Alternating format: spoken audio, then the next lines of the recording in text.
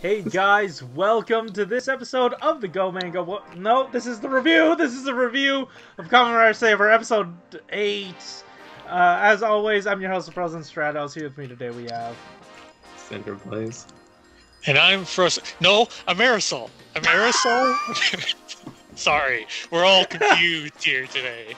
Thank you, Aresol, so much.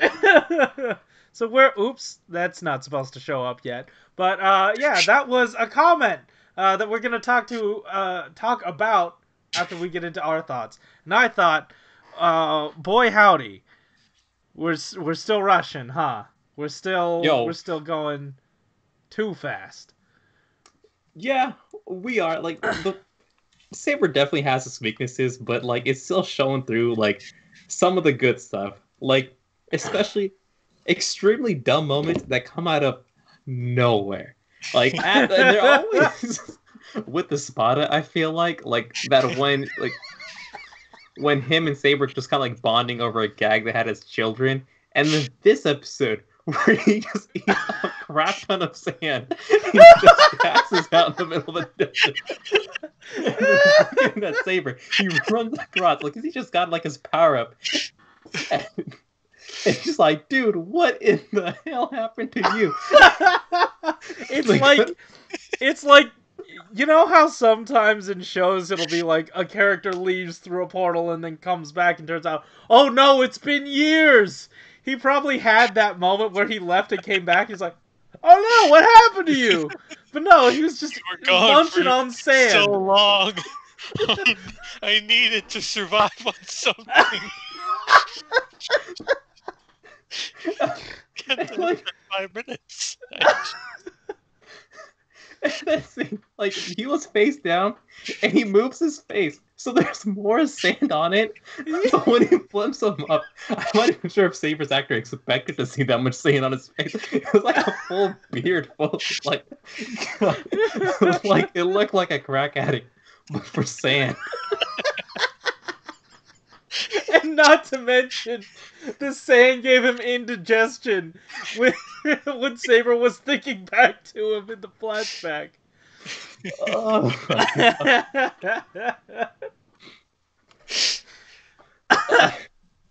yeah, go ahead and watch our watch along, because we were going off on that for quite a while.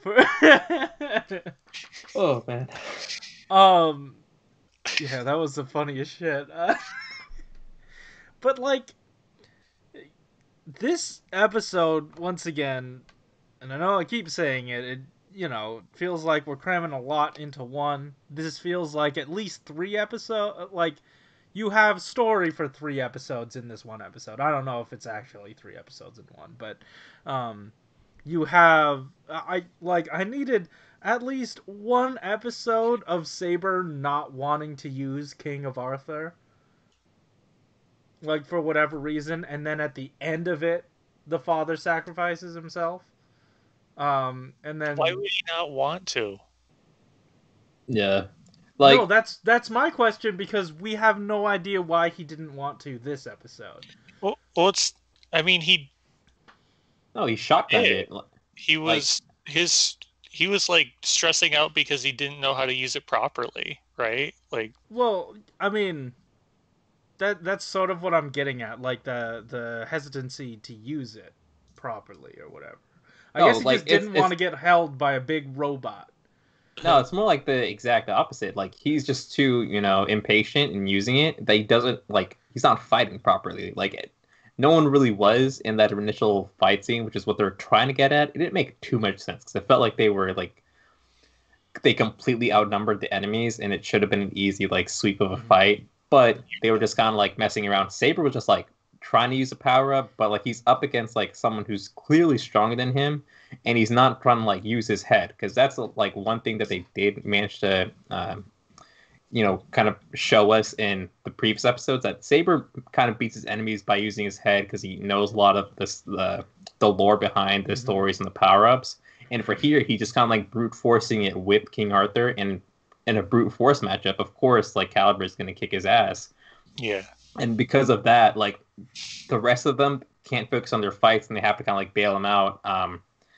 Like even Buster was just kind of like distracted a little bit, and then he Mhm. just had like his sacrifice was really dumb. Not gonna lie, but I Yeah. felt like his motivations, some like I think that that's where like I have like the issue. Just like why was he like that impatient in the first place? Like was there like any time limit on the powers or anything like that? It just felt like he didn't need to be that angry. Mhm. And I think like in a fight like that, like why weren't Caliber or Buster like on Caliber immediately? You know, like why are they leaving that fight for Saber of all people? Mhm.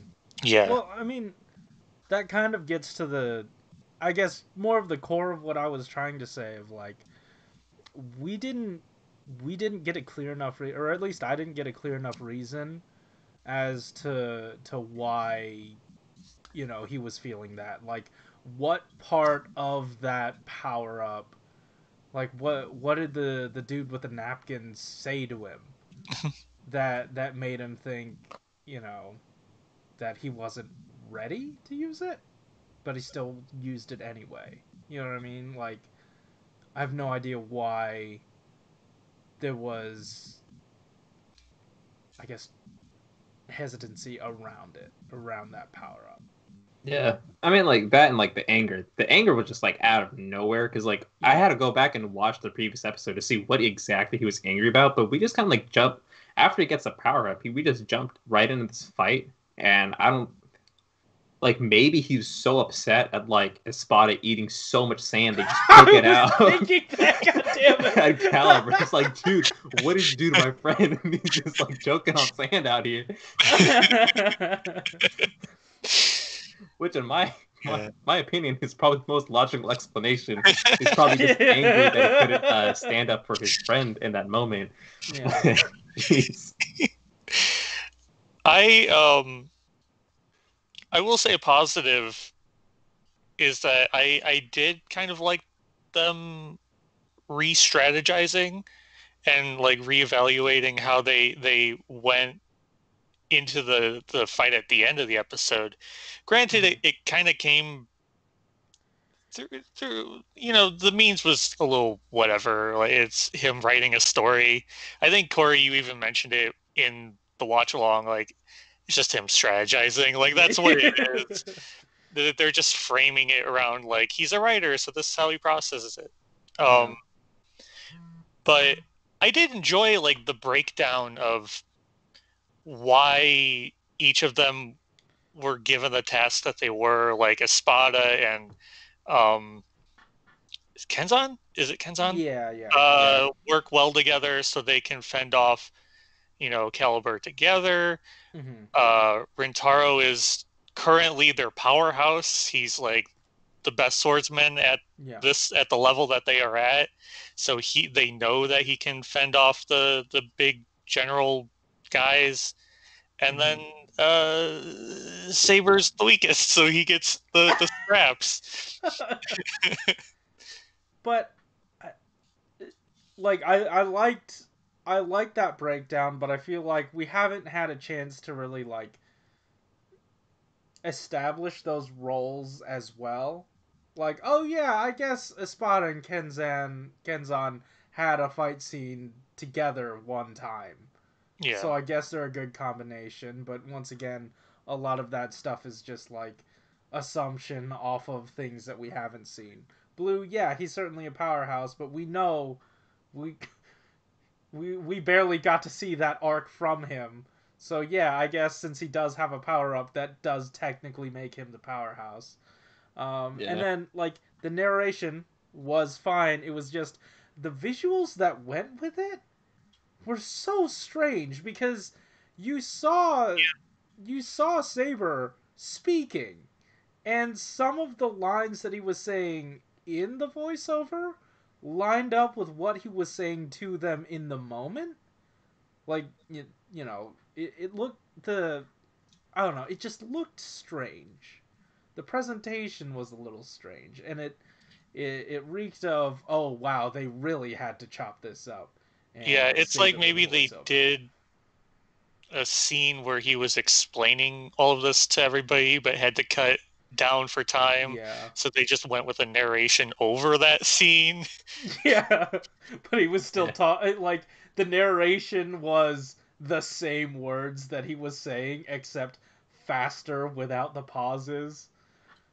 Yeah, I don't know. I felt like that was like on purpose, but I think the narration during the battle scenes just kind of like took away from it. It was just like a little. Yeah. It took down a little bit of the intensity of the fight. Like, I Um, mean, all that is to say that once again, I feel like something was very, I don't know about wrong, but like there was a lot of things that happened in the edit to this show. yeah, Um, yeah. There's also some other like weird character interactions. I felt like the second they brought back that kid, there was something going wrong. Like, okay, at first I was like, it was kind of funny because they were just yelling at May for like intruding on their base, and then like Buster just comes out of nowhere with his kid, and it's just like it just completely takes like all their arguments out the window. So that was like fun, but the forced Buster death was just not death because he's just frozen in yeah, stone. But that was just really lame. Like if it wasn't making that stupid face, I would have been completely against like that plotline. it was it felt like, the director really wanted to film that very defeated scene when he came back and, oh, where's dad, that sort of scene, Yeah. and it wasn't earned, and then the show recognized it and was like, all right, I guess we'll go back on this within the episode, because the kid, we tried with the kid, but he just does not know how to do sad. So we're just gonna make him happy.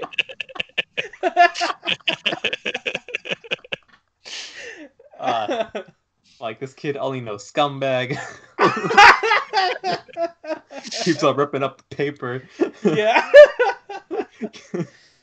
Even though it's a script, he just doesn't. He doesn't know how to read. Yeah, like, that was so dumb because like he knows how these powers work. Like once you beat the big bad, everything goes back to normal. So he was just like, he was so calm, just like, oh, just beat him. I know you guys can beat him. Like, Yeah. what's the big deal here? And he just like, God, well, I love them kids, and he starts like, just rubbing his head, like, the Chia Pet. yeah. I was like, whatever. Yeah. That just didn't have to happen. If it just happened immediately and we just didn't have like that whole like follow-up scene, I think that would have been fine. Just like, dude, what's your deal? Like, come on, bro. Just get out there and beat him. Yeah. I don't know. This was a bit of a mess. I really hope once we've got all the toy stuff just out of the way, we can actually get to story. Like, I feel really bad for this show because they wanted to make an effort to put stories with the toys that they were putting out. And that's really awesome. I'm glad they're trying it. But then too many toys have to come out at once. And you have to compress everything into one thing. And it really sucks because it feels like we're missing out on something good.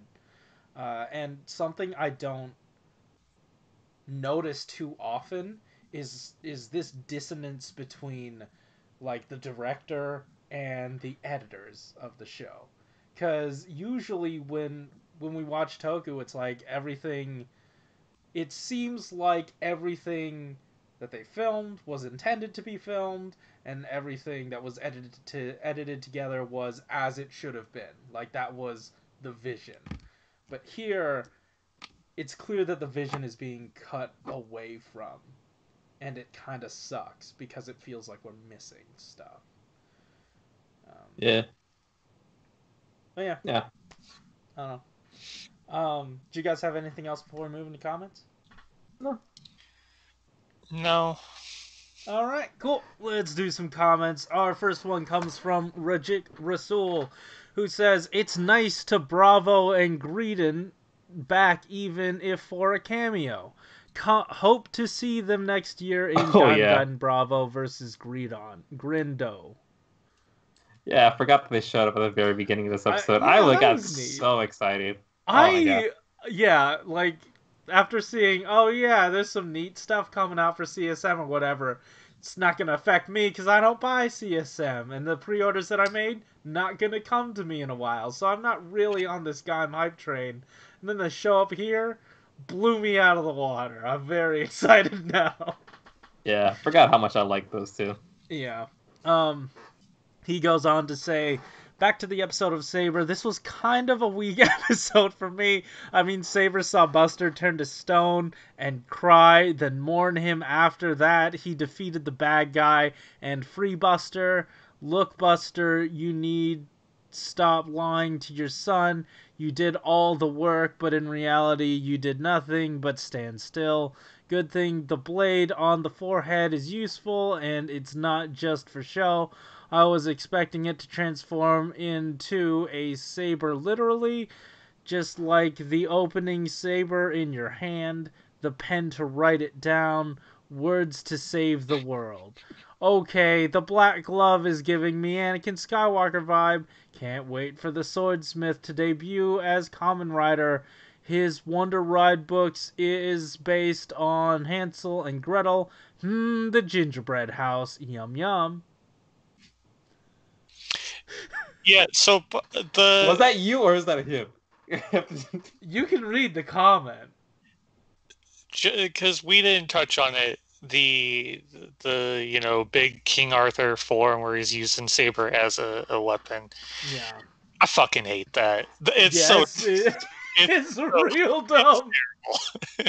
And like, the moment the sword was summoned, like, if you didn't look at any of the scans at all, that thing looks too terrible. Like, that thing looks so much not like a sword that it's definitely got something else to do. Then when you blow it up real big, it's like, oh damn, those are feet there. You know what? Like, I can somewhat appreciate that scene because in the beginning of every Kamen Rider series, I think there's like a pact that all the directors have to make, where it's like you have to make the shittiest CG scene for this franchise, and every year they try to one up themselves. I thought like Geo was like a little bit better, but they had some like awful looking stuff. I hate the Time Machine fights. I disagree.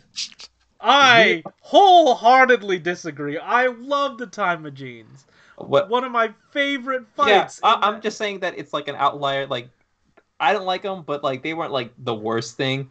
But I still remember that stupid iguana from like Ghost, like even till this day. This came out of nowhere. But if they're continuing that tradition, they definitely. I have it. Doesn't have a head. It's because of people like you that we still get these scenes. And I guess, like, if they were trying to make a bad CG scene, they succeeded. And I hope that they're proud of themselves, because that is easily the dumbest. The robot looked kind of dumb. The sword was... Come on. I will give it this. The transformation sequence looks good.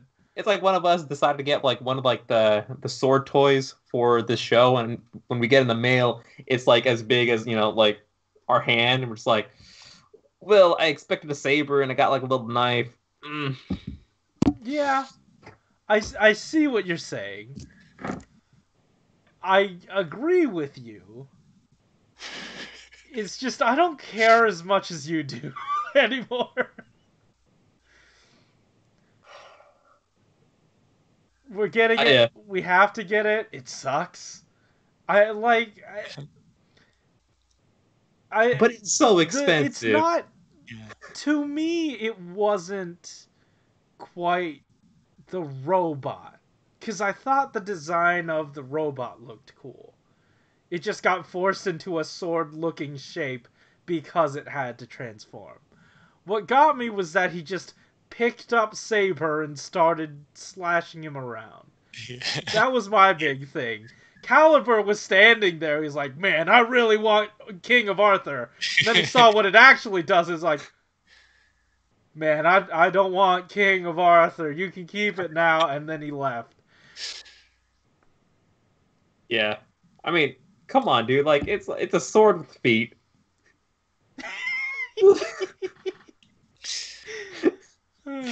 What are humans if not swords with feet?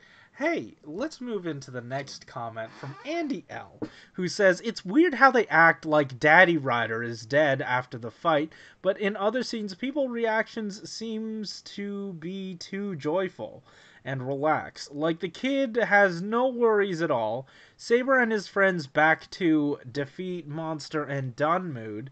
The tone just all over the place, and FK the opening and ending recap. Respect the actor, but FK that character. Yeah. Hold on.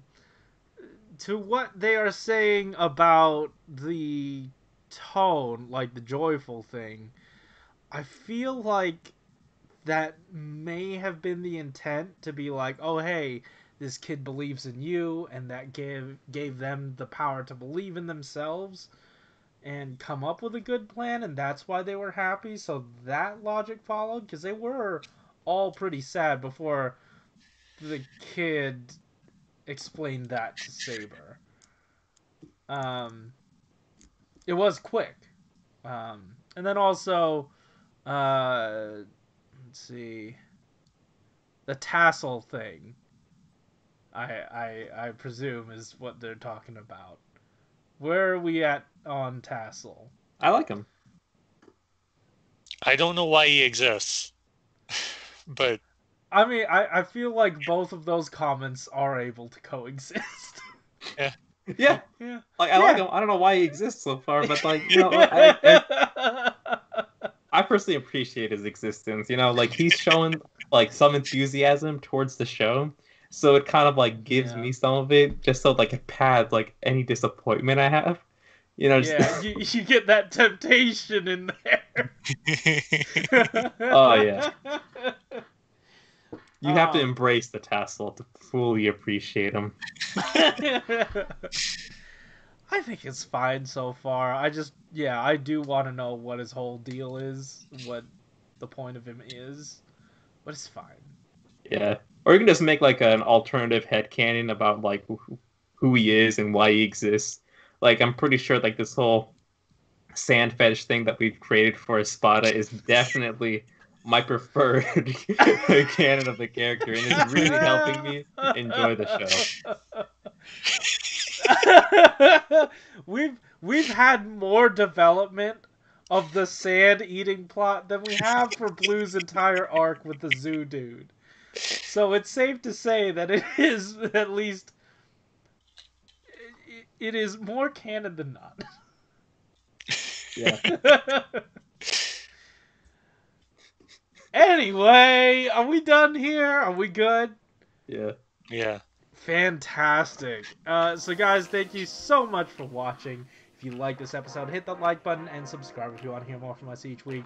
Let us know in the comments down below what you thought about the episodes that, well, we can't respond to it. Well, I guess we could, but we won't. But you can leave them in there, and then we'll take a look at them, and then we'll be like, huh, oh, that's a neat comment. But then we won't really, like, say anything. We might like it. I don't know. It depends on how we're feeling.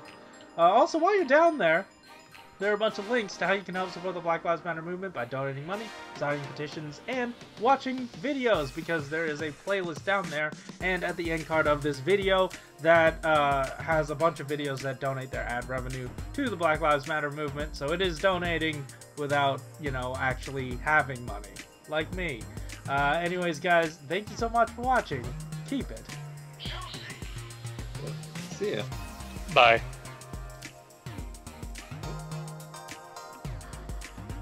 Oh.